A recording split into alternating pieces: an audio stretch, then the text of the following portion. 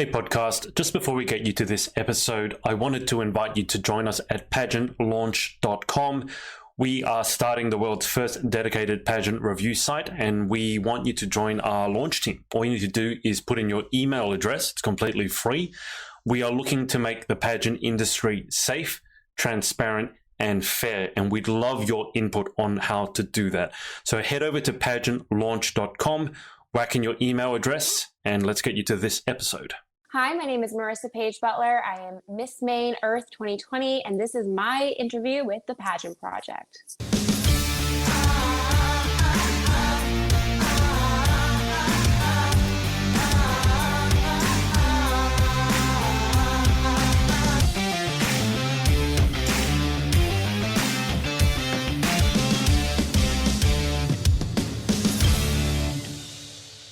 Hey everyone, it's Adrian from the Pageant Project with you, and I have a very special guest today. I have Marisa Paige Butler, who is Miss Maine Earth USA 2020. Marisa, welcome to the show. Thank you for having me. I'm looking forward to it. There's been a lot of people looking forward to having a chat with you. First of all, Marisa, obviously you're over from a different place from most of my recent interviews anyway. You're over in America. Why don't you tell us a little bit about where you are at the moment, because I always like to find out all the bits I can about America. So currently I'm living in San Diego. I was born and raised in Maine, so that is where I got the title for Miss Maine Earth 2020. They didn't have a contestant for that slot, and they did see that I was one of the contestants that was going to be competing for the Miss California Earth title. Unfortunately, that one got canceled due to COVID, so they were reaching out to some of the delegates that had ties to other states to try to get as much of the delegates from the California pageant over into nationals so they could actually compete, which I think was actually a really wonderful thing that the directors were doing for the girls. So yeah, I live in San Diego, work as a financial advisor out here, but yes, grew up in Maine. Is Maine where Maine lobsters come from? Yes, it is. So the funny thing is I failed miserably as being a Miss Maine when I was Miss Maine USA in 2016 because I don't actually eat lobster. And so I remember one of the events I went to was the Maine Lobster Festival. And so that was actually the first time I had a lobster. And yeah, it was really good. But now I'm vegetarian, so I don't really have a chance to eat those anymore. But no, it was good, but it was weird. It's something I just never ate growing up living in Maine. You would think that would be like a quintessential part of growing up there, but yeah. I always thought it was a little gross. I always tried to actually steal them from my mom when she was cooking them because I wanted one as a pet.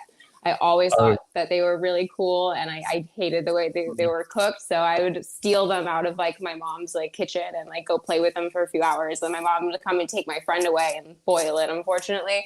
So that kind of put me off to them for a number of years. So that's why I never really ate them. Is it just the look of them? I mean, it can be fairly graphic. I guess you see them and its legs and, all sorts of... Yeah, and the one thing that really always disturbed me is that they scream when they're boiled, or they make a sound that sounds like that. So that always put me off to it. But I always just loved all animals. I was the type of kid who'd be creek crashing and looking for salamanders and frogs. And so basically any animal I came across, I like instantly fell in love with. So especially buying them live, you kind of get to see like, oh, it's a real animal. And then like, oh no, I don't want to eat that. I don't want to eat that. That's my friend. I named him.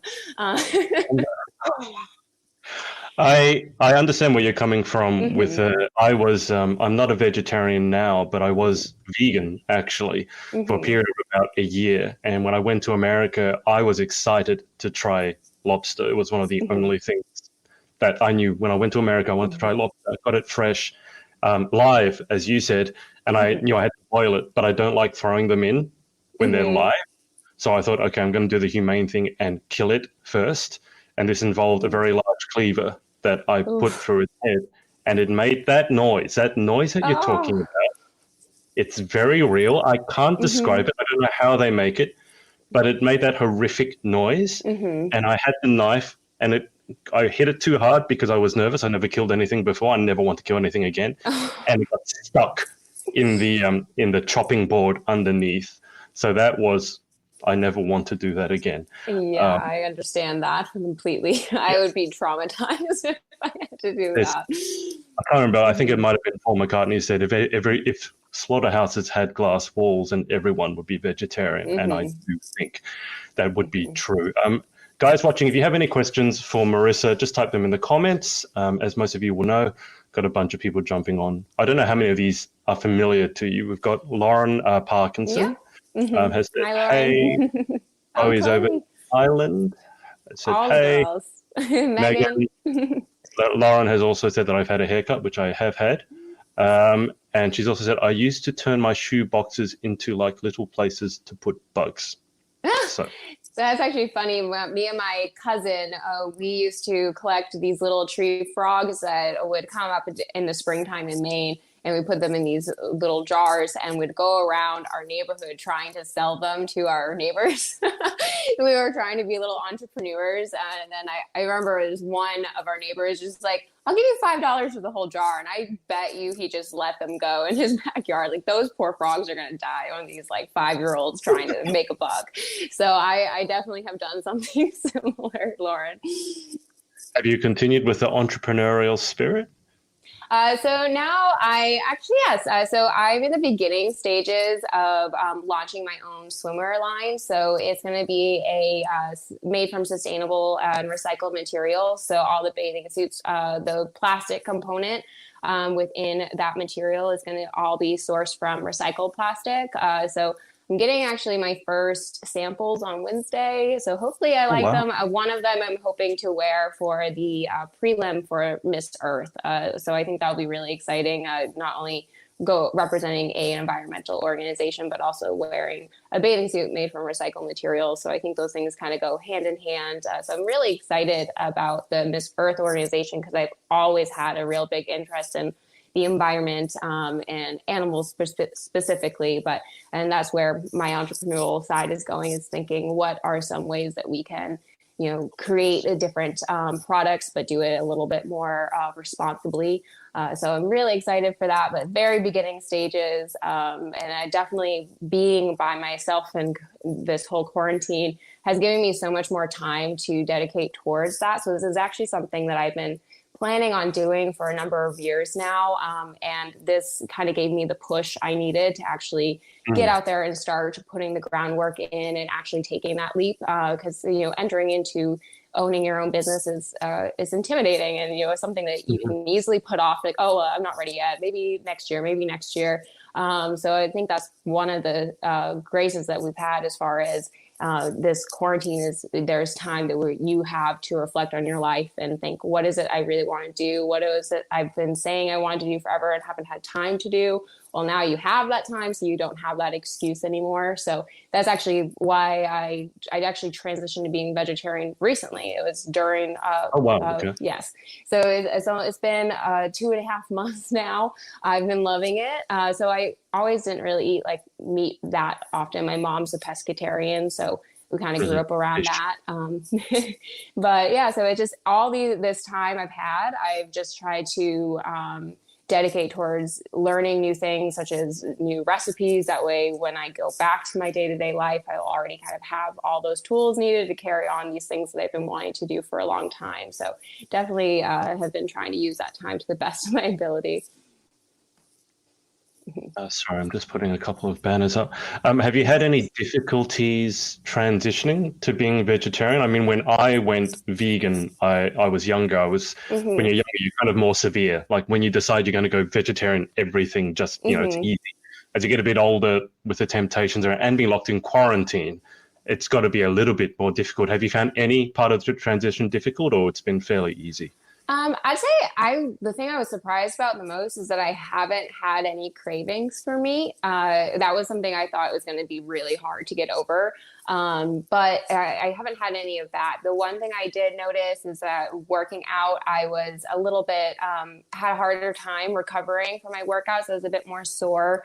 So that was just because I haven't figured out my protein levels quite yet. So I added in a protein shake, and now everything is fine. I just drink those on the days that I work out, and now I feel back to normal. But other than that, I feel like my, and I don't know if it's just because I'm not out and about. And so this could all be just coincidence, but I feel like my skin has gotten a lot better. I've been feeling really energized.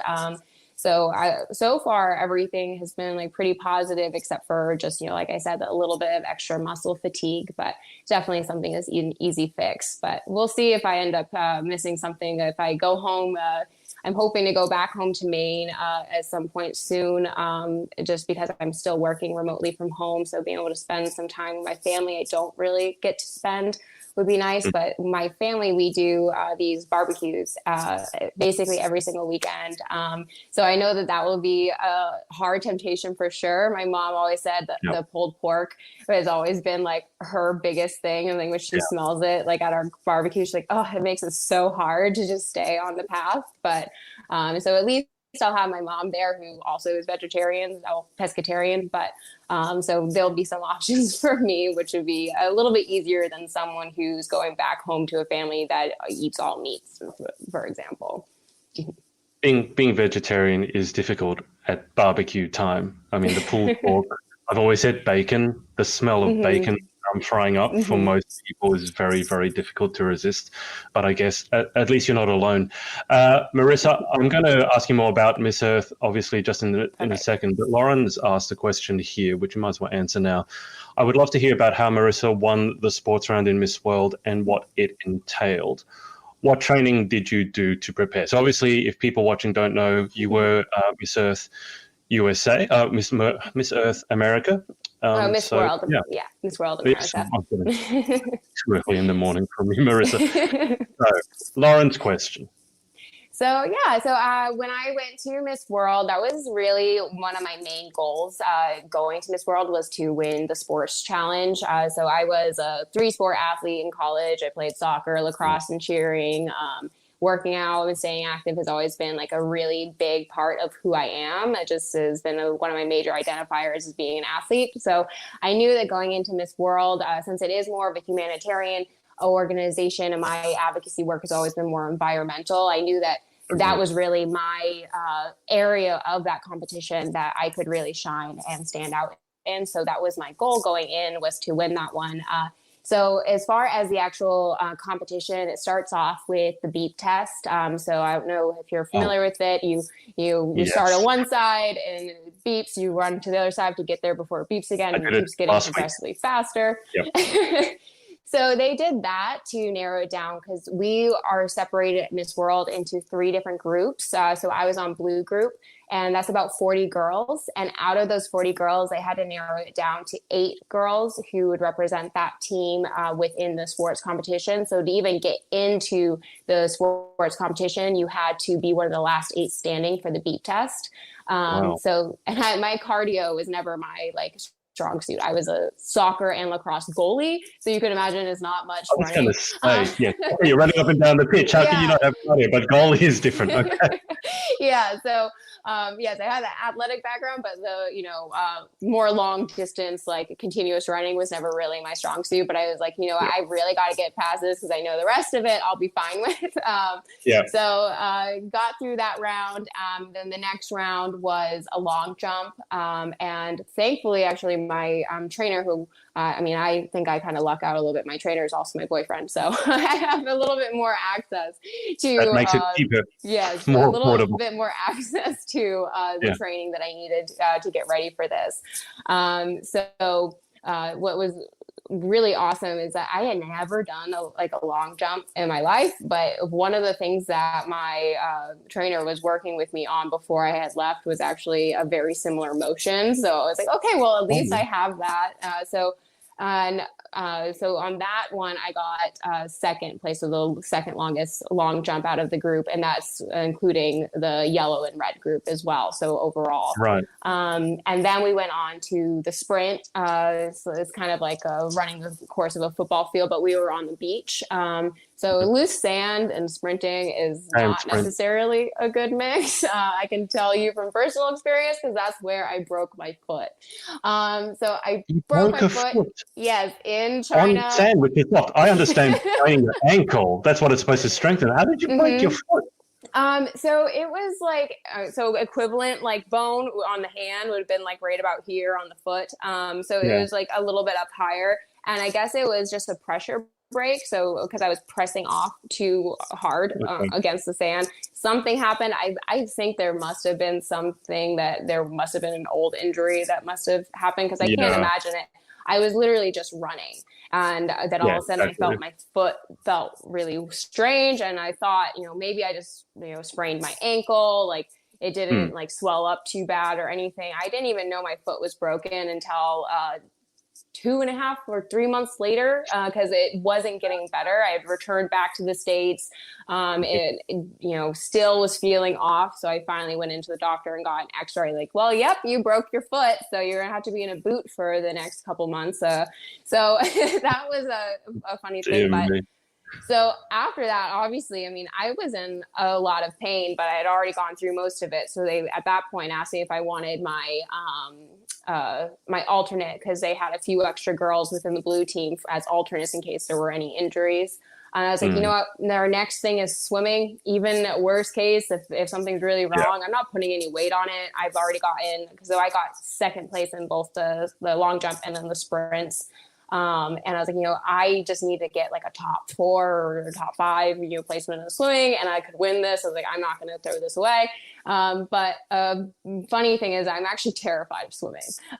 So it was like a very big, like emotional moment for me because when I was growing up, I used to go to the summer camp, and I had asthma as a kid. So they would make us go and do swimming lessons every single day.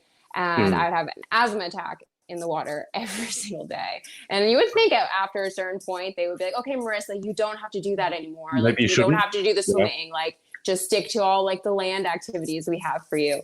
No, we had to keep doing that. So I get a little uncomfortable when I'm in water that's too deep to touch the Yeah. bottom. So I already was not feeling like swimming, but I knew that was going to be a very likely scenario because at Miss World, they tend to have swimming rounds. So I was like, I'm just going to go try to swim as fast as I can, which is not very fast. I have a few videos my friend had taken while I was in the water, and I was like swimming all different directions and like super slow. It's like, but somehow I was able to like pull it off by the skin of my teeth and get like just enough placement I needed to like win the whole overarching competition. So, and one thing that really stood out to me was during that time, Julia Morley actually came over to me. She had heard that I was very uncomfortable with the swimming, had heard that I Hmm. had gotten injured. She came over to me and she actually bandaged and wrapped my foot herself. So this is the owner of the entire Miss World Yeah. organization. And just the fact that she would come over and like take care of one of the girls that was having a little bit of a hard time, but was pushing through it and give that type of support. That meant a lot to me.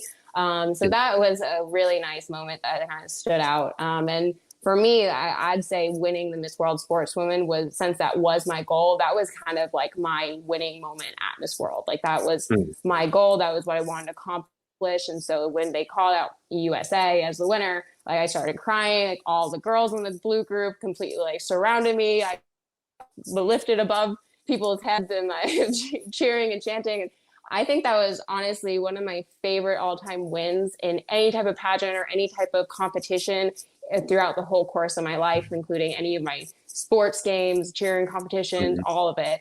There's probably nothing I had felt more proud of, hearing, my name in the United States called as the winner for something I was trying very hard for a very long time. Yeah. I have to take you all the way back to the beginning, the beep test, because I'm doing beep tests at the moment. Do you remember the score that you got? I don't actually, but I will give you a little bit of advice. So in the beginning, I was basically walking. So what I would do is when I Yeah. would hear the beep, I would count within my head until the next beep. That way I'd have a little bit of time because then they do that like beep, beep, beep, and that's the next It level. goes So up that's when level. I Yeah. knew to start counting. then that way I could help pace myself a little bit more. So that's kind of how I approached it. And luckily we did the beep test a lot in school when I was growing up. So Yep. at least I had all of that tools. I know a lot of the girls who were competing from different countries, they never did the beep test in like PE growing up. So they didn't even know what it was. So I think there was definitely a little bit of an advantage there, just having had that in my background before. Definitely. It could be quite traumatic doing the beep test, I think, for the first time at an international Yes. pageant when you've never had it before. Chloe has asked, and she's over in Ireland, I once competed in my national Miss Earth contest. It was so much fun. I met so many friends, educated me a lot on the environment. Do they have make your own eco costume section at USA Nationals? They don't, unfortunately. I think that would have been really fun to participate in. I have seen that in different countries' national pageants before. So I know some of the things that they have at Miss Earth that they don't have at Miss Earth USA right now would actually be that. And then they have at Miss Earth, they have a no makeup interview round, which I think is actually really cool. So unfortunately, we don't have all of those at Miss Earth right as of the moment, but they are doing a great job. I mean, one of the things that they're doing is there is an optional talent competition, which I'm participating in. So I'm very excited about that. Like I said, so our theme, we have our swimsuit competition is Eco Angels this year. So there's a lot of fun things to look forward to for sure. Are you able to disclose your talent? Yeah, so because this is going to be the way that they're doing the talent competition this year is we're submitting video entries. So it's not going to be a live competition as they have done in the past. But I actually just recorded my video the other day. I'm singing Colors of the Wind. So my background actually has been more so within opera. As far as my singing background goes, but I've recently been trying to transition a little bit more to different styles of music. And Colors of the Wind was actually the song that got me interested in singing in the first place. So when I was about 13, I was singing the song all the time around my house, like 12 or 13 at the time. And my mom comes up to me, she's like, I'm really glad you're passionate about this, but if you're gonna sing, can we at least get you lessons so it doesn't sound horrible? But she said it much nicer than that. But that was like the message that was received. Like, you need to get some lessons if I'm gonna have to hear you. So she actually signed me up. My sister is a phenomenal opera singer. So I was very resistant to doing any type of opera at first because I didn't want to be like in her shadow type of a deal. And my mom said, you're going to sign up with your sister's singing teacher. You have to do it for 3 months. And if you do it for 3 months and you don't want to do it anymore, you can quit, but you have to give it a good solid 3 months as a real try. And just to see if you like it, because when you start something new, and that's something I've always loved my mom did, is whenever we picked up a new hobby, she wouldn't let us quit right away. Because in the beginning, it's very frustrating when you're trying something new, you're not getting it right. So you can get discouraged really quick and then quit. And if I had done that, I wouldn't have been able to continue on with my singing and get to the level where I am now. And now I'm, I still consider myself more of a hobbyist. I'm not a professional singer by any means, but definitely is something that, as my mom has said, is one of those gifts that you can never have taken away from you. Once you know how to sing, no matter what happens in your life, you at least still have a gift that you've given yourself. So I'm very, very happy my mom made me stick with that. And basically any other activity I did made me a lot more likely to follow through on things as an adult. So it was a really great parenting moment on her behalf, although she probably could have said it a little bit nicer. You still sing opera now? I do. So I sang opera at Miss World. I sang Nessun Dorma. So it's actually traditionally a male opera piece, but I had altered it for my voice, which was actually really fun.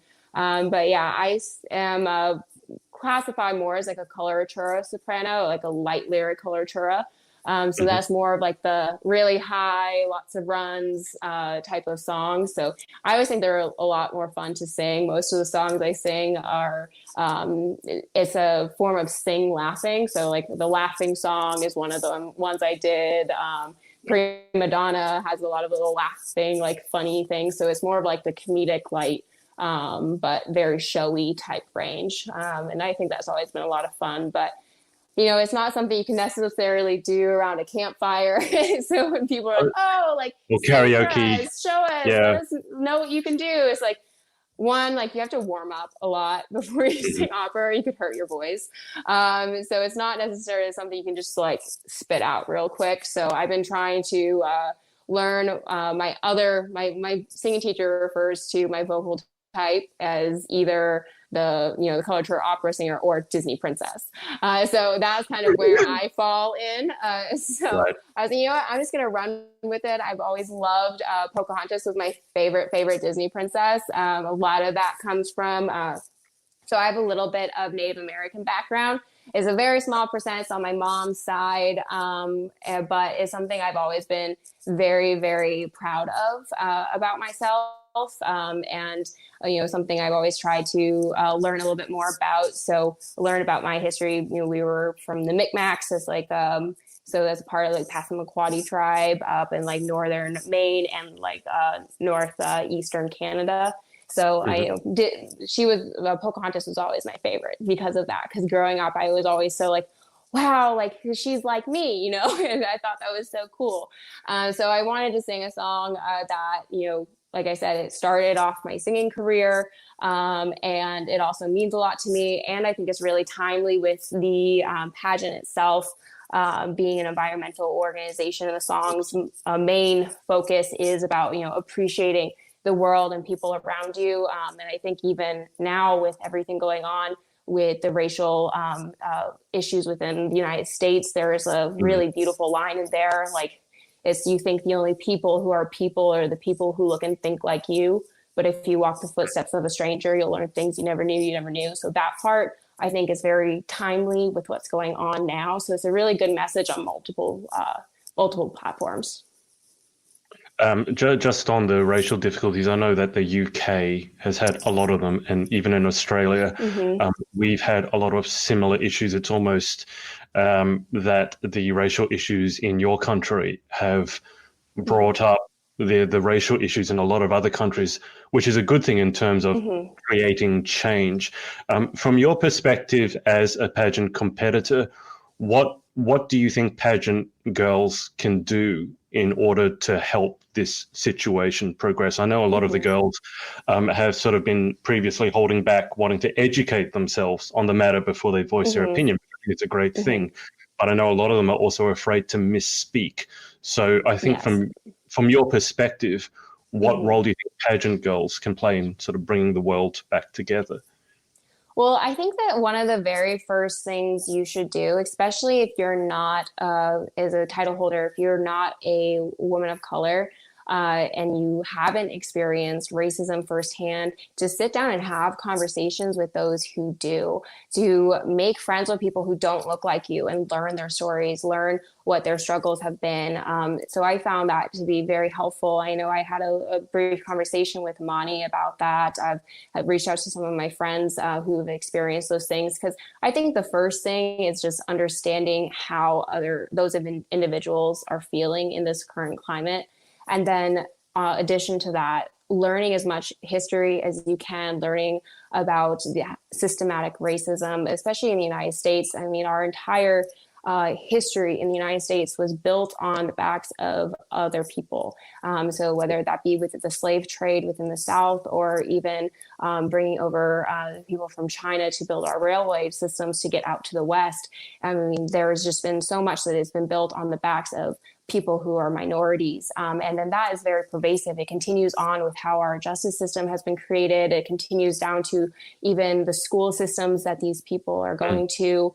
And they, even back in the day, they circled certain communities, and these are red lines communities, and banks wouldn't even give loans in that community to help build it. And oftentimes those communities were predominantly minority communities. So this continues on, and the more you learn about it and the more you educate yourself about it, the more you can see how much of a bigger picture this is. This isn't just about individual racism. This is not just one person talking to another person and saying something derogatory. This is a systematic issue. So I think as far as pageant girls go, as far as how we can combat this and how we should stand up about this is, one, sharing resources. So there is on my Instagram, I have a Black Lives Matter highlight on my stories. There's shares different educational posts. I would say, if you're worried about misspeaking, I would really look towards someone who is very good at discussing these issues and sharing their work, amplifying their work. So you not necessarily has to be your specific words, but if you're amplifying words of people of color to your audience, then that can actually help spread their message. So finding different statistics and facts and figures that you can share. And then not only that, but also sharing resources. So sharing, for example, there was one for Breonna Taylor, who was a woman who was shot in her home while she was sleeping.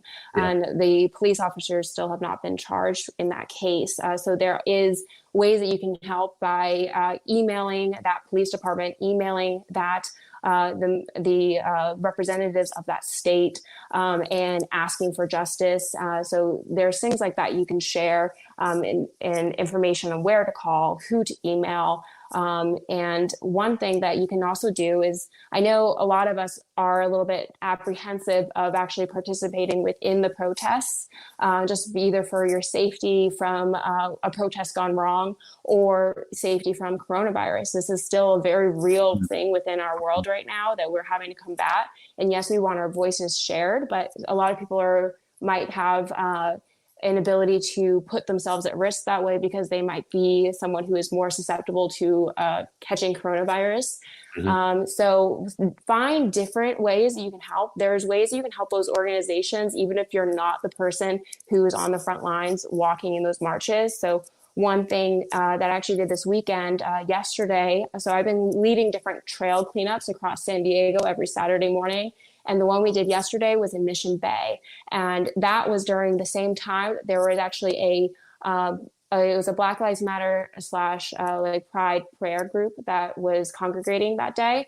And so instead of actually going and participating within that group, one thing that I was doing was supporting that group by cleaning up after them so that there was less of a negative impact for people to focus on. That way that their positive work can be focused on. So there's a lot of different ways that you can get involved in whatever way you feel comfortable. But I think that the very first step is, to get yourself outside of your own bubble and your own comfort zone. I mean, growing up in Maine, it's the whitest state in the country. So there's the absolute least diversity in my state. So I really didn't even see a minority until I was older. And so I didn't necessarily get to see anyone have any racism affect them personally. And so when you're growing up in that very bubble community where it's mostly just white, and you're reading in your history books, there was a civil rights movement. Now everyone has rights. Now we're equal.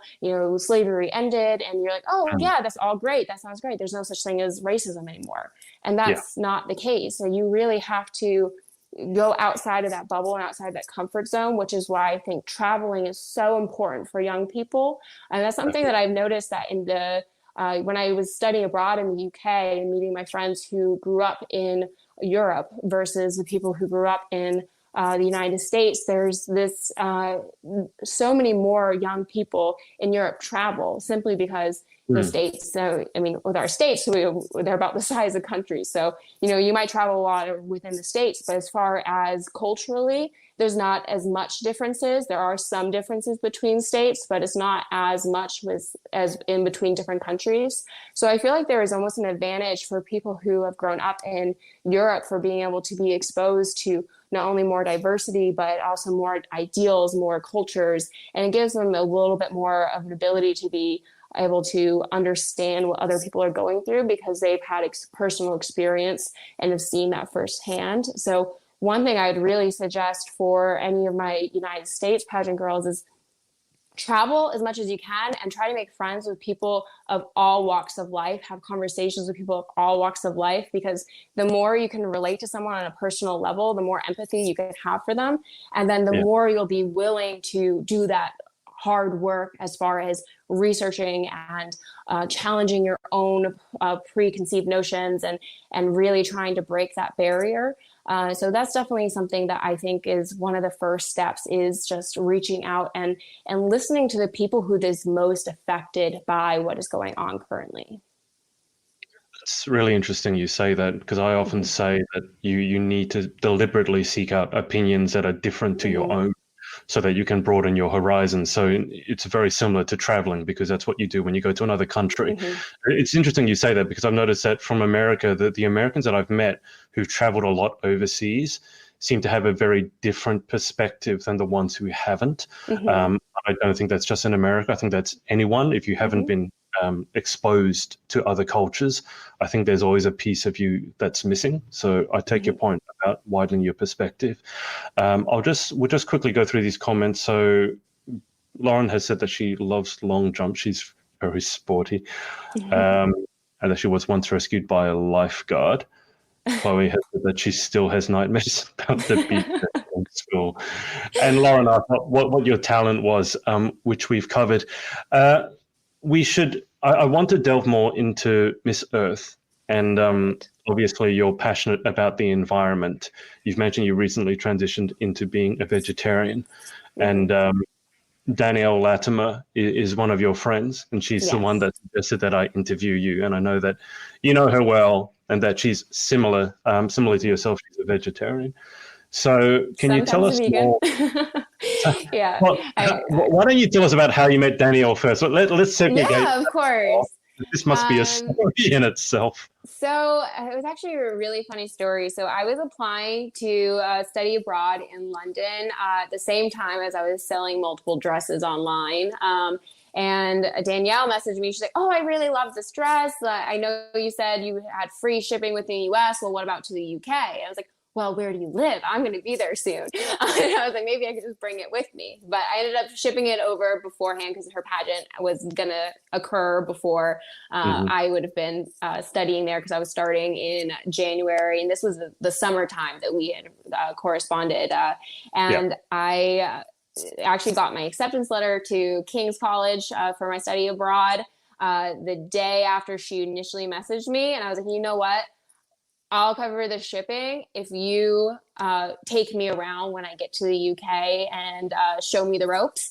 And she was like, "Deal, let's do it." So actually, the first day I get there, it was the 2nd of January. My birthday is the 10th of January, and it was my 21st birthday. I was going to be in a country completely by myself with Wow. no friends.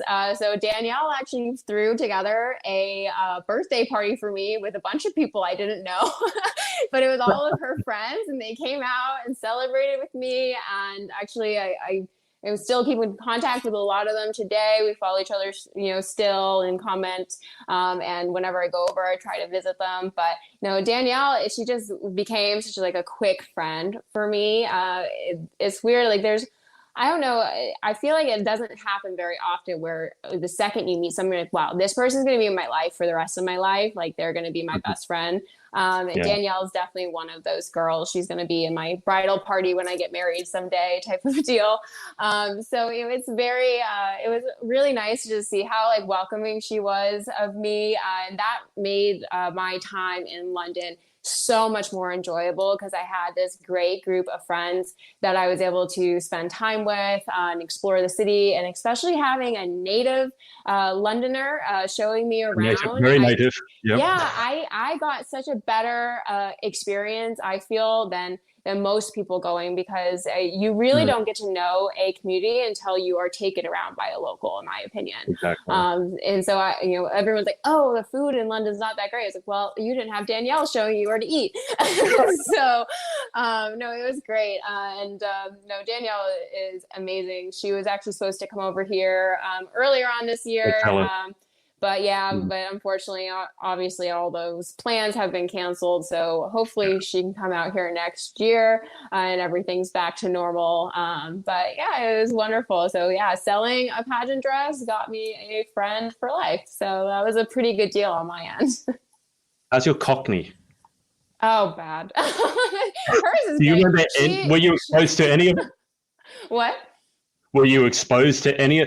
Because I do a lot of stuff in Hmm. the UK, and people Hmm. always say the Scottish accent is really difficult to understand. I have no problems understanding the Scottish accent. Uh-huh.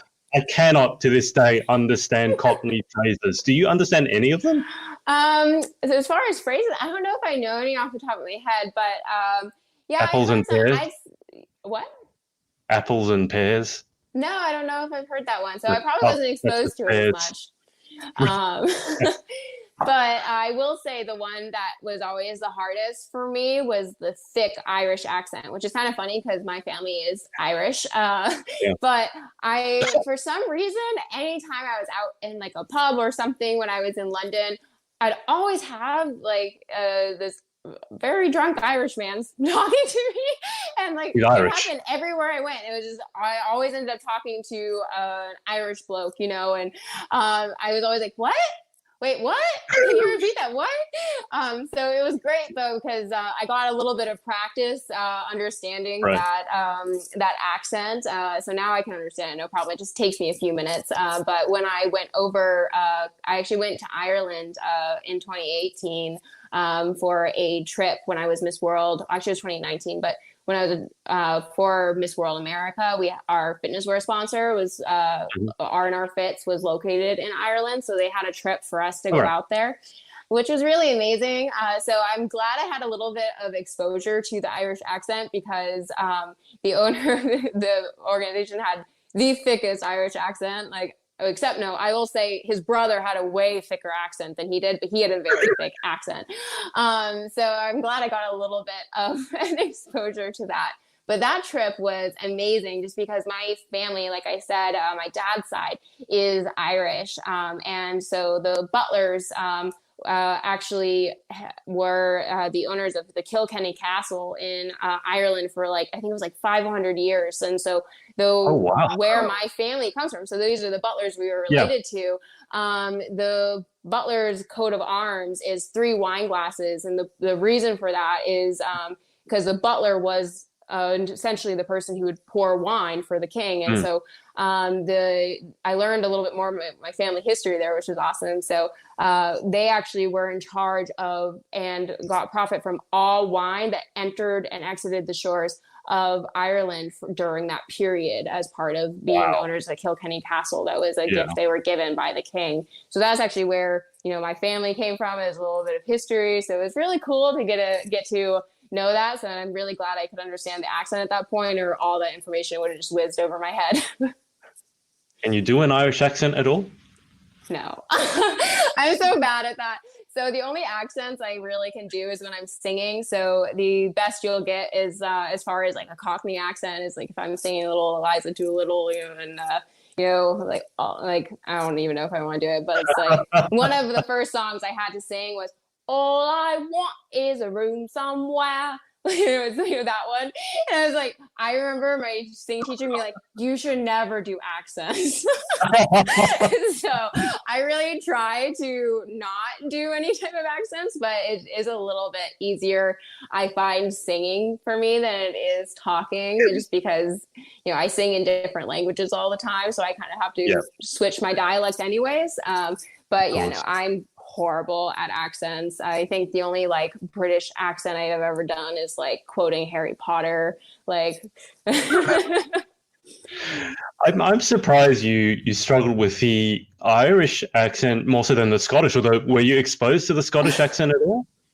a little bit, but for some reason that one didn't really.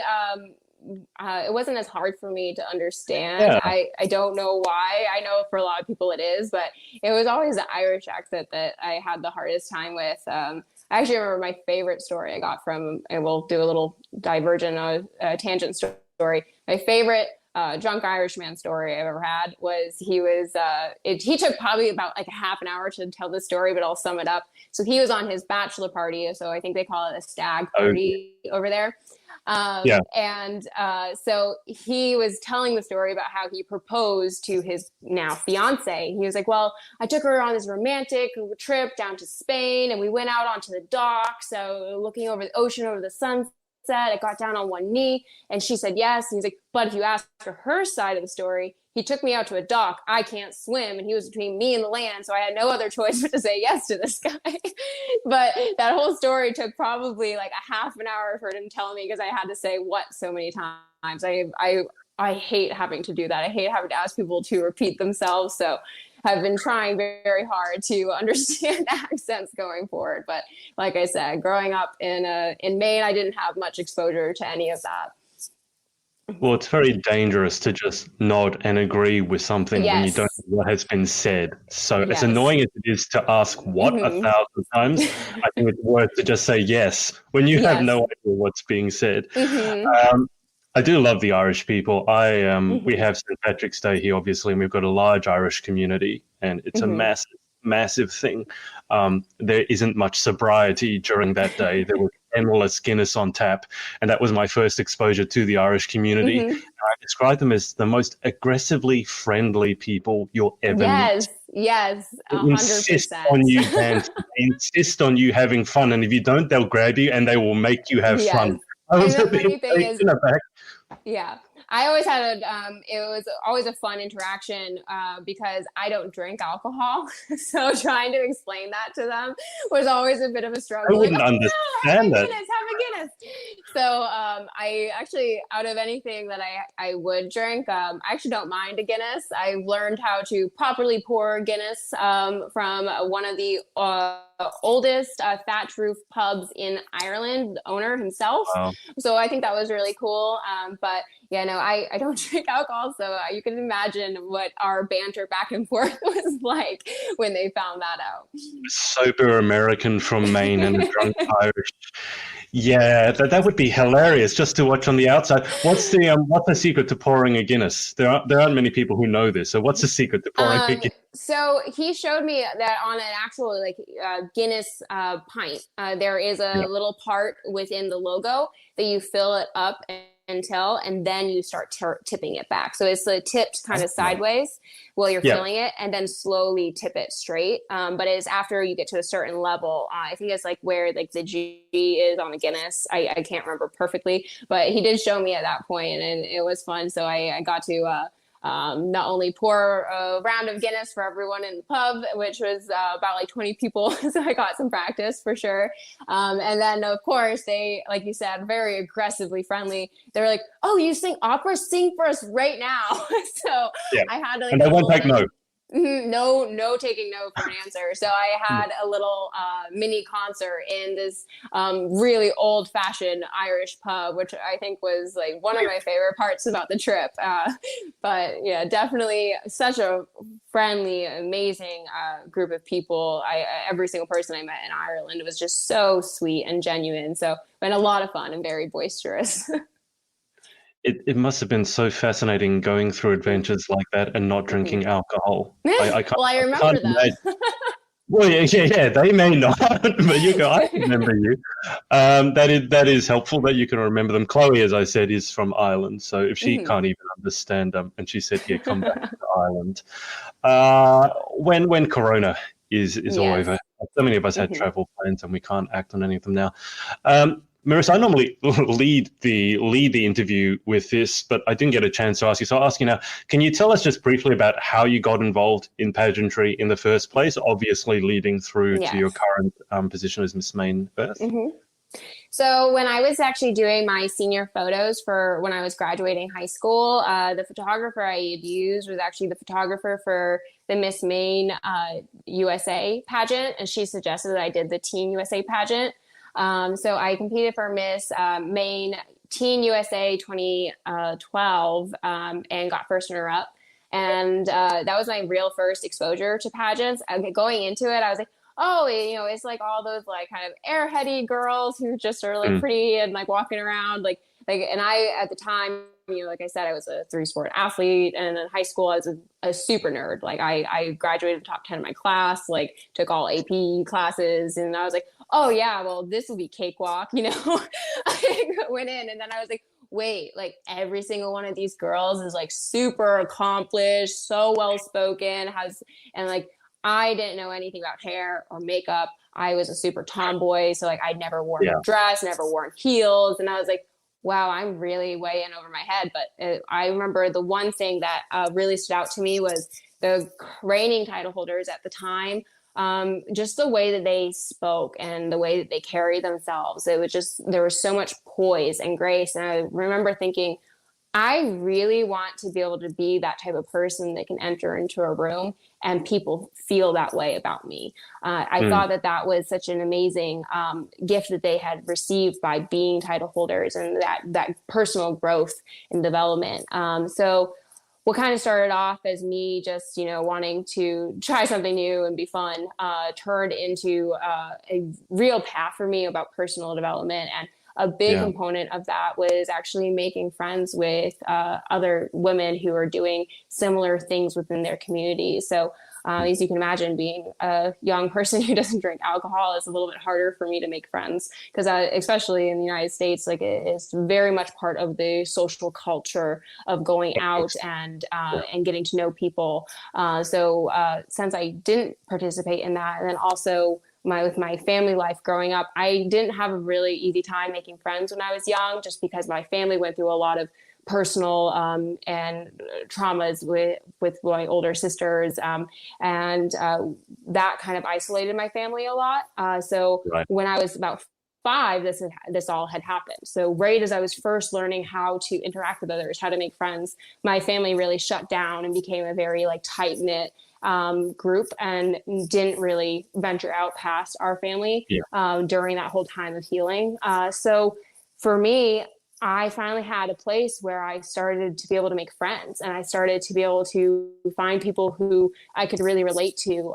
So actually most of my friends that I have now are all pageant girls. So that's kind of what kept me going with it. Cause like, you know what, I keep meeting the most amazing people I've ever met through pageants. I've been able to have such huge, tremendous amount of personal growth. So that's what kept me going with the pageant. So I went from Miss Maine Teen USA, first runner-up, then went over to the Miss America system. I had a really bad case of first runner-ups when I started, so I ended up being first runner-up 3 more times there. And then eventually came back to the Miss USA system and won my first crown in 2016. Went to Miss USA. That was an amazing, amazing experience. And then after that, I graduated college and decided I wanted to move to San Diego. And I thought at that point, well, I've already done Miss USA. That's like the big, like one of the big pageants. Like I'm done, I'm retired. Like, and then I started thinking, you know what? I'm new in this city. I'm new in the state. I don't really know a lot of people. So I joined Miss San Diego and won that title. It's actually their 100th anniversary of the Miss San Diego pageant. It's one of the longest running locals in the United States. It actually was around before Miss America even. So that was kind of cool. And so I met a lot of really good friends that way. He started doing my different, so I set aside time every Saturday morning to do some type of volunteer work. So a lot of them would actually come along with them to me. So we started getting really close. And then after that, I went on to Miss California, and ended up getting top 15 there. The Miss America system, I've never was really as well suited for, I'd say, but it was always a lot of fun. I met a lot of really amazing girls there. But then after that pageant, they had an online casting for the Miss World America title. And I was like, you know what, I'm already completely ready. I just finished a pageant. Like if I was able to be selected and go to Miss World, like I've already been prepping. So I'm in a pretty good position there. So I applied, and thankfully I got that call that I was going to Miss World, which was amazing. I remember really vividly, I was in horrible, horrible traffic on my way home from work, and Michael gave me a call and was like, are you sitting down? And I was like, yeah. And I was like, oh, I'm driving. He's like, is there any way you can pull over? I was like, well, I'm basically already pulled over a pretty dead stop. What is it, Michael? It's on my Bluetooth, not doing anything bad. So he was like, yeah, well, you're going to China. I'm like, Are you serious? Like you're not joking with me right now, right? Like this is That for would be a real. This is horrible serious. joke to say.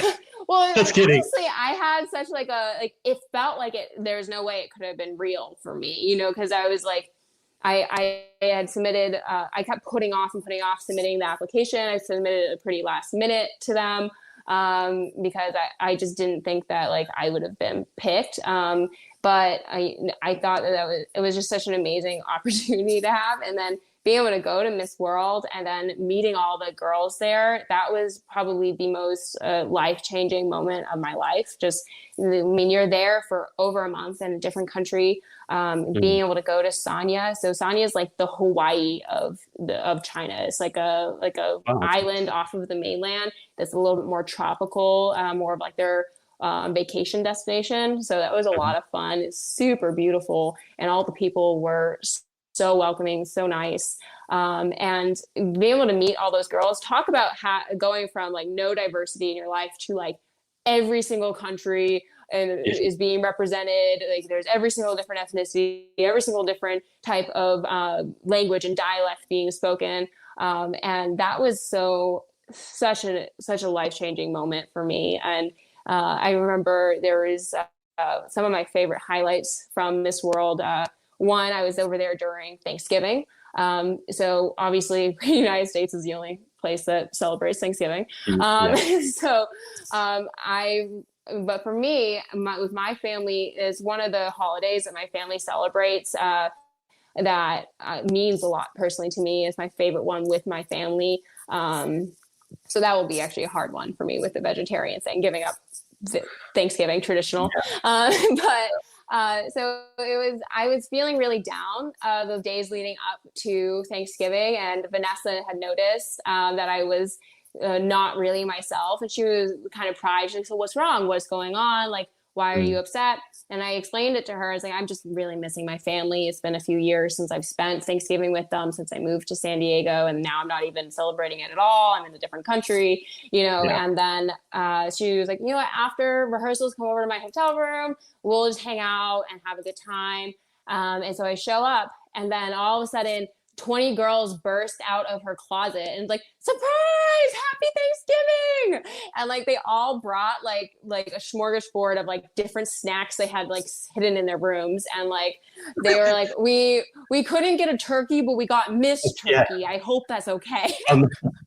So yeah, and it was one of my favorite moments because they then asked, "So what are some of the traditions that you do that you're missing out on?" And one of them is going around the table and saying what we're thankful for. So the whole group of us sat together on this big king size bed in a big circle and went around sharing things we were thankful for. And that was really eye-opening for me because just some of the things that these girls were saying they were thankful for, like I would have never even had thought. You know, Miss Nicaragua, for example, stood out for me because she was saying she was thankful she was even able to go, because leading up to the pageant, her town was actually taken over and then again, it was translated, so I don't know the exact term, but it's some type of like gang related thing that had taken over her town, and they were basically locked down for 6 months and weren't able to leave their home for fearing of their safety. And thankfully they were able to remove those people just prior to her being able to go to Miss World. And so her sharing that just like it really touched like my soul, like to be able to hear like and if you had met her, so Jocelyn, she's an amazing woman. So she didn't really speak much English, but she was, I speak a little Spanish, so we were able to kind of talk back and forth. But she had the most positive outlook out of any single girl that was at that pageant. And you would have never have known if she hadn't had shared this with us, that is what she was dealing with. And to be able to see how positive she had stayed, having gone through something like that, it really made me even more thankful for everything that I had within my life, because it really put things in perspective for me. Just being able to have autonomy over where you can go and leave your home. So that was very... That moment really touched me. And I think I remember like every single person in that group cried at one point that night, and we all laughed and we all shared all of our little junk foods and threw a dance party. And And that was actually led by Vanessa. So, I mean, that goes to show you right there, like why she won the pageant. Like I could have told anyone at the beginning, like after hanging out with her for a week, I was like, okay, well, she's won.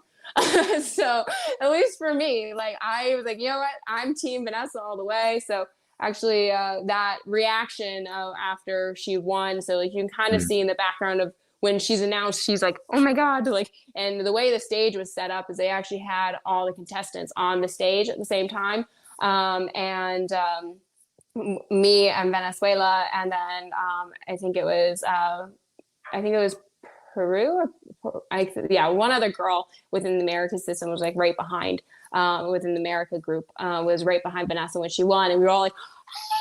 Like crazy, going like crazy. And I think that's just an amazing thing, because like you can see that when you get a reaction like that from the fellow contestants, that means the judges have done a really great job. Yeah. Mm-hmm. Mm-hmm. So it's great to see that like when the right person and the deserving person win a crown, and especially someone who was so caring and thoughtful towards her other contestants, because it's not, you don't have to be the cutthroat girl to win a pageant. And I really want to reiterate that to anyone who's competing in pageant. You do not have to be that girl. All right. You should not be that girl.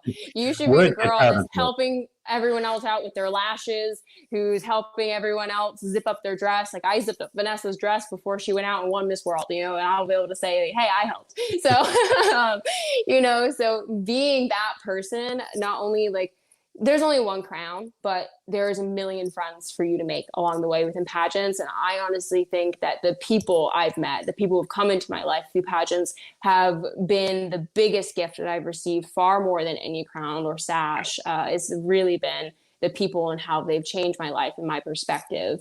So kind of keeping that in mind is my little, pageant nugget for all of you pageant girls who are watching. It's just really, really forge those friendships and those connections, because those are what's going to make participating in pageants worth it long term, for sure. Absolutely. Marisa, we always finish with the same 10 questions, so we'll get to them now. Before we do that, anyone that you want to give a thanks to on the subject of Thanksgiving, or a shout out to for supporting you along your journey, whether it's in pageantry or just life in general? Yeah, well, a big one for Danielle, and not only for setting up this interview, but Danielle was really like my big sister coming through pageant. So when I had met Danielle, I hadn't won my major title yet, or any major title at that point. And she really helped me a lot figuring out, pageants in general, especially with styling and all that. I would send her pictures like, oh, do you like this? Do you like that? Because like I said, I was a tomboy that didn't come really easily to me. So she was a huge, huge help. And then Renee Atelier is a dress company that I model for. They've been so supportive ever since I started working with them, providing me wardrobe for all my pageant appearances and also for my competition. So they'll be making my dress for Miss Earth USA. Yeah. So I'm really excited about that. And then obviously big thanks, Jamie, my trainer and boyfriend, who, without whom I probably wouldn't have been able to win. He helped me win Miss California swimsuit, the very last one that they'll have. And then also the Miss World's Worst Woman. So those are some of the people who are really big and part of my pageant journey. And obviously my mom and dad, they traveled across the entire world to go and support me. Wow. So I think, and not only that, my mom not only was supporting me, but she was supporting all my friends who didn't have parents who came to Miss World. So she had little signs for each one of them. It was like, yeah, go Turkey, go Malta, go Mexico, so she was really great in doing that. And also, forcing me to do my singing lessons back in the day. So yes, those are the people I'd really like to thank before we end this. Sounds good. Okay, here we go. Final 10 questions. Question 1. What is your favorite word? My favorite word, dynamic. So my dad always said that the best thing you can do in life is to be adaptable. So to be dynamic, to be always changing, always growing. And again, we kind of touched on that earlier, just with getting yourself outside of your comfort zone, outside of your bubble, and learning about people around you, that is being dynamic. That's not being set in your ways. That's being open to change and to get better. So, if you ever think that you are done or you've mastered something, there's no room for growth. So by recognizing that there's always room to improve, always something new to learn, always a new skill to have, and by being dynamic, I think that that's a really, really important quality to have if you want to have any type of success in life. Question 2. What is your least favorite word? You know what? Let me think. Least favorite word. I'd honestly say, like, I've always really liked, not in the moment, obviously, when someone's told me no. So I'd probably say someone's telling me yes, or things are all set on good to go without really giving me any type of critique or any type of something to move forward with. So maybe getting told yes too soon when you're not ready for something. So I remember thinking back when I was in pageants back in Maine for Miss America system. I remember I was pulled aside by a judge after one of the pageants I won first runner up in, and she was like, "We want you to know you're ready, but we know you can do better." She's like, "I think you had every right to win that pageant, but we didn't want to give it to you right then because you get one chance.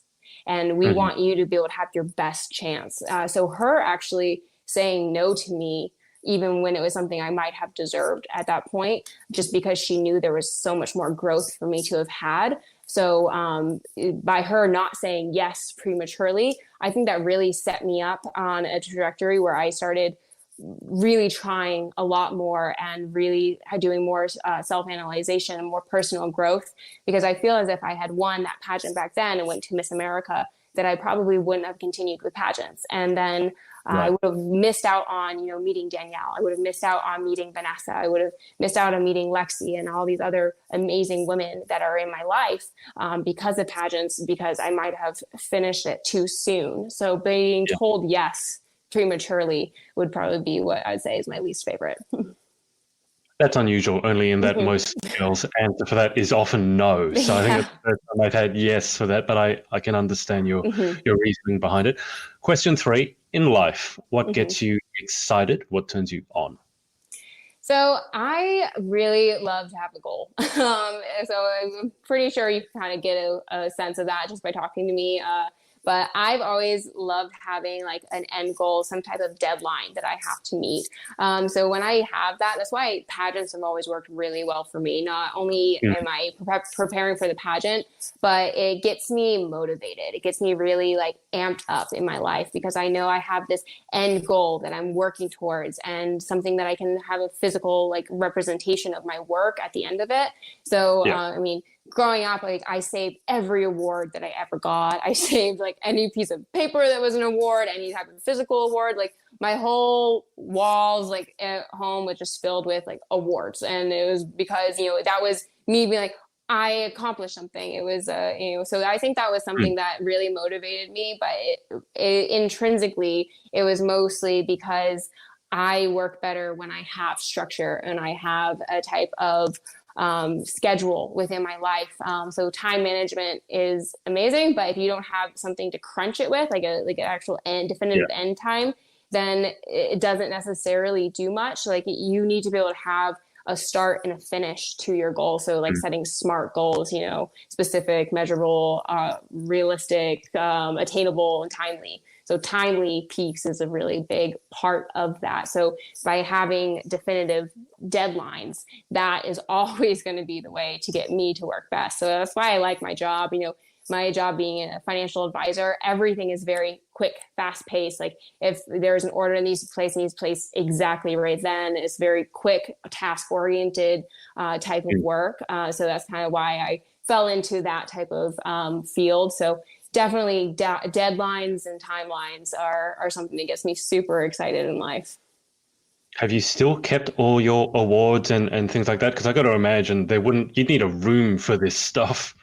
I get the sense Yeah, anyway. my mom is a little bit of a pack rat and proud mom. So there's my old room at home is still my old room. I mean, my nieces and nephews use it now, but a Mhm. lot of my stuff is still there. So I have this. I took everything off of the walls, but I have what I consider my treasure chest.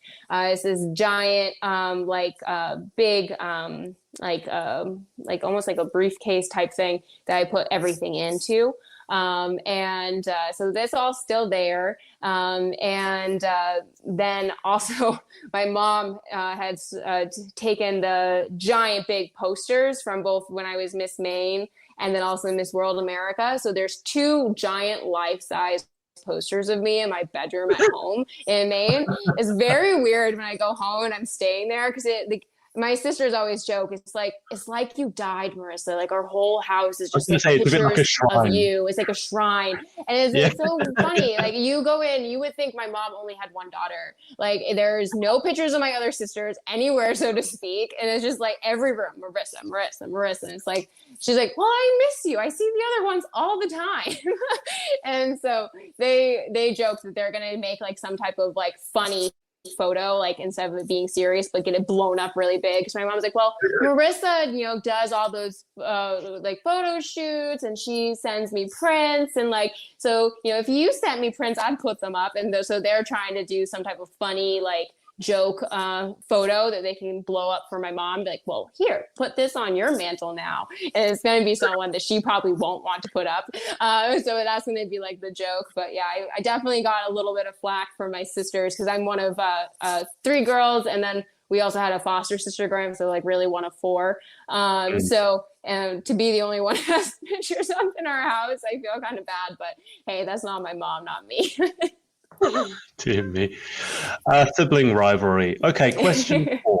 What turns you off? Question 3 was what turns you on. Question 4 was what turns you off. So for that, it would just be, I've never, like I said, I don't really drink. I don't really like the whole partying type scene. So that is one of the big things that kind of turns me off, whether it's from a friend or a boyfriend or anything. Like I've never really been really drawn to that. For me, like I don't like the feeling of not being in control of myself and what's going on around me. So that one, just like kind of the party scene, it just never has been something for me. So I say that was probably one of my bigger turnoffs is just being a little bit too divested into that scene and having that kind of run your life. So that's kind of the type of people I don't necessarily hang out with very often. Mm-hmm. Sure. Question 5. What sound or noise do you love? Oh, actually, this one's really nice. So when I was growing up in Maine, we lived in front of a wildlife preserve, and so it was literally my house was the border, and then the rest of it was just all like undisturbed nature. And then right next to my house, there was this there was like kind of a big pond up back, and we had these frogs that would be there in the summertime. And my mom calls them peepers. I don't know what exactly type of frog they were, but they make these little peeping noises. It almost sounds like kind of like crickets, but it's just a nicer sound than crickets. Yeah. And it's just a deafening sound in the summer months in Maine. And so I'd always open my window up. So that, and then the other one I really love is thunder. So one thing I really miss when I'm here in San Diego is we don't ever have thunder or lightning storms. We barely ever have rain. So that's something I definitely miss. That happened a lot in the summer months in Maine. We'd have the thunderstorms, rolling over the lake, and it's just gorgeous. And the sound is so wonderful, which is kind of funny. You'd think I wouldn't like thunderstorms. I don't know if Danielle told you I was struck by lightning when I was young. So I still love thunderstorms. And the reason why I got struck by lightning is because I had my window open during a thunderstorm listening to it while I was on my phone and on the computer, had like big metal earrings on, and it came in through the window and ended up hitting me because I was trying to listen to the thunderstorms. But you would think I wouldn't like it anymore, but I do still like it, and I do still miss thunderstorms. So I'm hoping if I go back to Maine anytime soon, I get to catch a thunderstorm, because it's been like I might have seen only like one or two since I moved to San Diego in the past 3 years. So I definitely missed that. I did not know that. That is a first. I feel like if you ever need a one-line bio, you could simply Oh, describe it's yourself as been, a girl who got hit yes. by lightning trying to Mhm. listen to thunder. Yep, it's always been on all of my pageant bio sheets. My like, and it always comes up. But it's funny. It's not really much of a story. Like, you know what I mean? It's just something that happened to me really quickly. I don't have much memory of it. I just remember I had to go to the hospital afterwards just to make sure like my temperature didn't skyrocket afterwards. Because I guess the two ways you can die from well, the two biggest ways you can die from being struck by lightning is one, when you first get struck, it goes through your heart and it gives you cardiac arrest and you die. Yeah. Then the second way is actually your most common way is that your body starts to overheat. And then your organs start to slowly shut down. So when you get struck by lightning, or if you get a big, electric shock. So I don't think I got struck directly because I didn't have any major burn marks. I remember getting hit. I remember being on the floor, waking up in a puddle of my own sweat, being freezing. It was like having a temperature, where you feel kind of cold, even though you're boiling hot.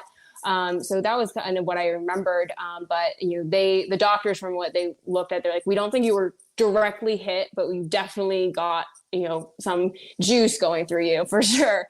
So I mean, I'm thankful for that. I wouldn't want to have a big scar on my face, because I got hit right through from what I felt, it felt like it went in through my right earring and out through my right arm into the computer. The computer blew up. Like, so it didn't go all the way through. Then it's no, probably one of the big things that saved you. You're going to exit it straight through the arm. And they think that what had gone through me actually had already hit my house and then jumped. So I guess lightning comes down in hand. Yeah. And they're like, I kind of probably jumped around. Thankfully it wasn't a direct hit, or I don't know if I would be here. So, but it's a fun story. Everyone always wants to hear about it. I do feel that sometimes, like, when telling the story, or if it comes up, like if I'm hanging out with friends and someone else mentions it, like I do get some skepticism from some people, like, no, that didn't happen to you at all. And I'm like, I swear it did. And you know what? I have proof, because in my treasure chest at home, I kept the hospital bracelet because I'm that type of person. So, so it's still there.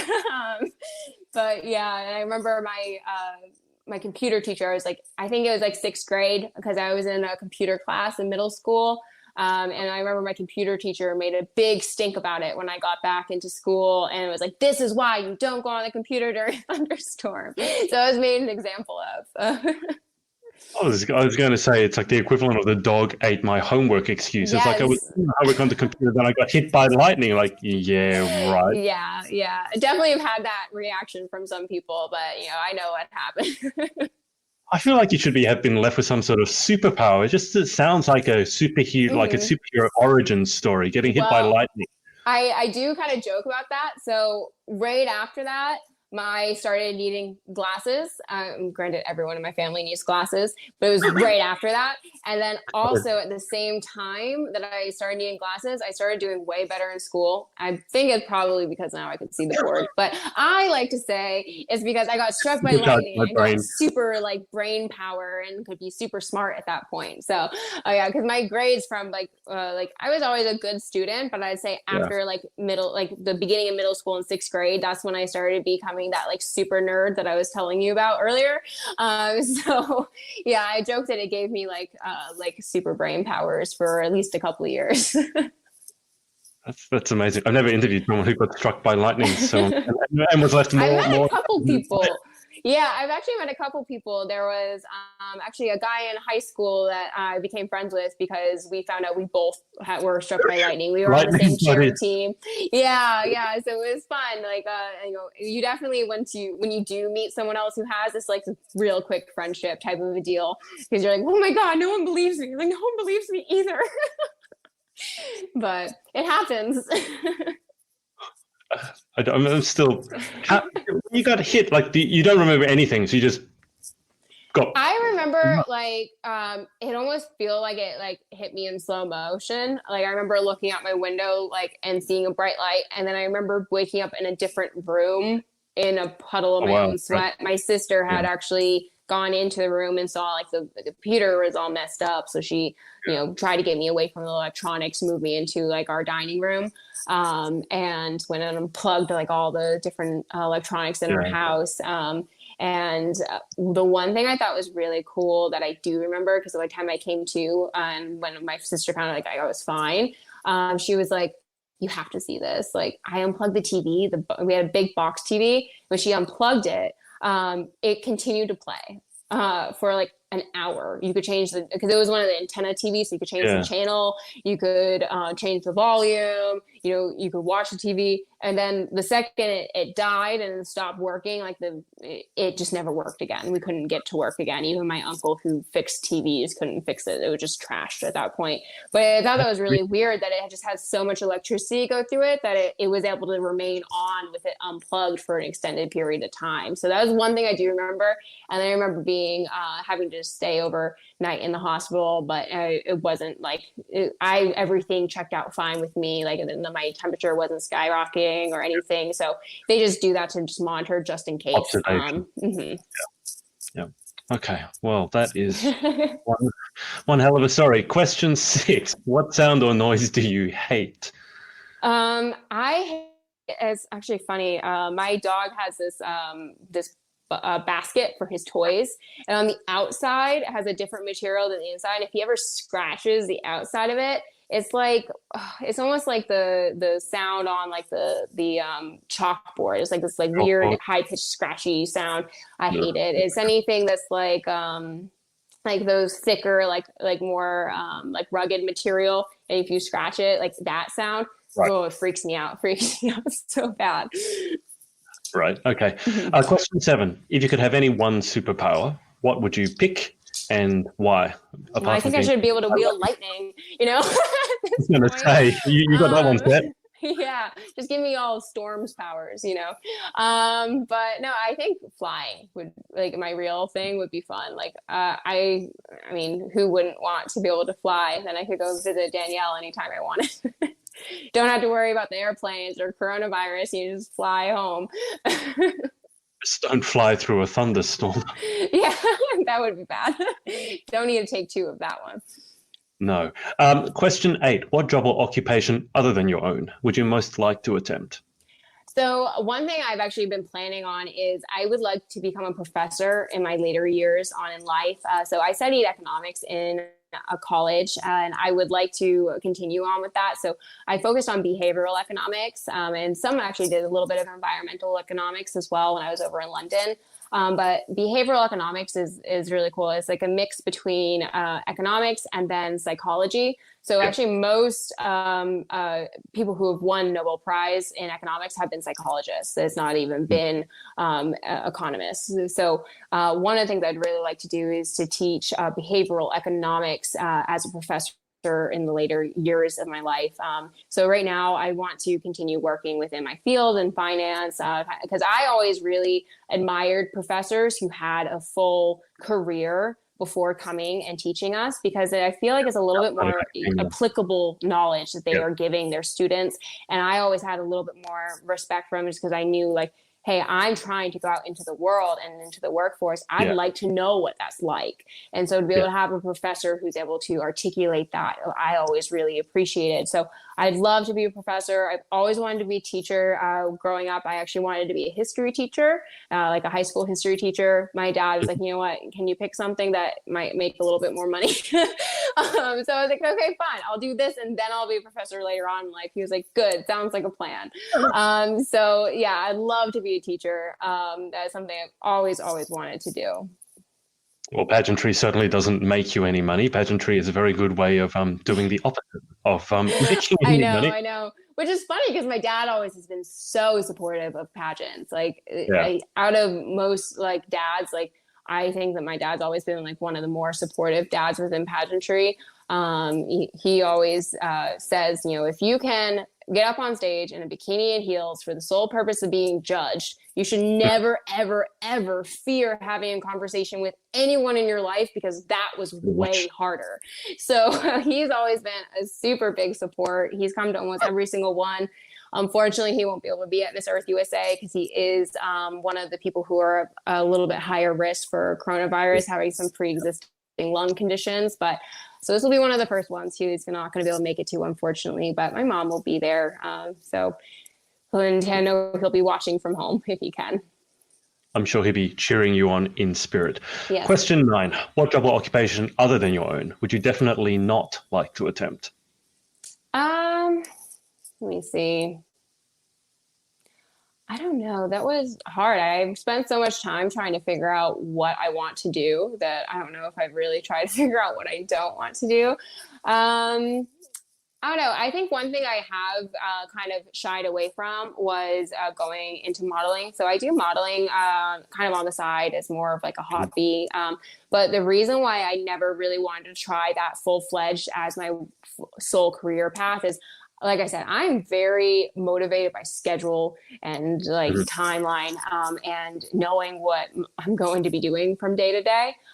So just because there's so much more uncertainty on when you're going to book next, when you're going to work next, where your next paycheck's coming from, that's something that I just have never felt comfortable with personally. So even though I love modeling, I love doing that, I'm very thankful I get to work with some brands pretty consistently, like Renee Atelier.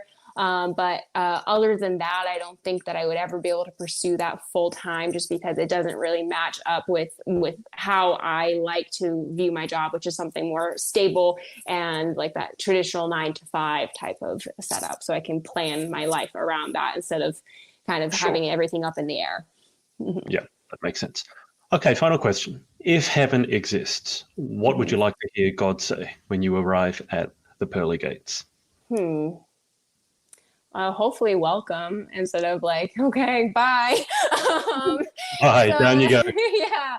I'd like to know that dogs are there. I think it'd be really sad if my childhood dog, Dusty, and then my current dog, Milo, my family dog, Wesley, like my 3 little boys, if they weren't able to be there, I'd be really, really devastated. So I'd hope that God would be like, oh, by the way, dogs do go to heaven. So that's what I would hope he would say. Sounds good to me. Okay, well, Marisa, that's about it. Thank you so much for your time. Well, thank you for having me. It was so much fun. I'm glad. I'll keep you on the line for just a second. I'm going to thank everyone for watching, whether it's live or on the replay, and we will speak to you again very soon. All right, thank you. What's up, guys? It's Adrian again. Hope you enjoyed this episode. Remember to head over to pageantlaunch.com. Join our launch team for our review site. It's super important to all of us to make sure that the industry is safe, transparent, and fair. So head over to pageantlaunch.com, write in your email address, and we'll speak to you next time.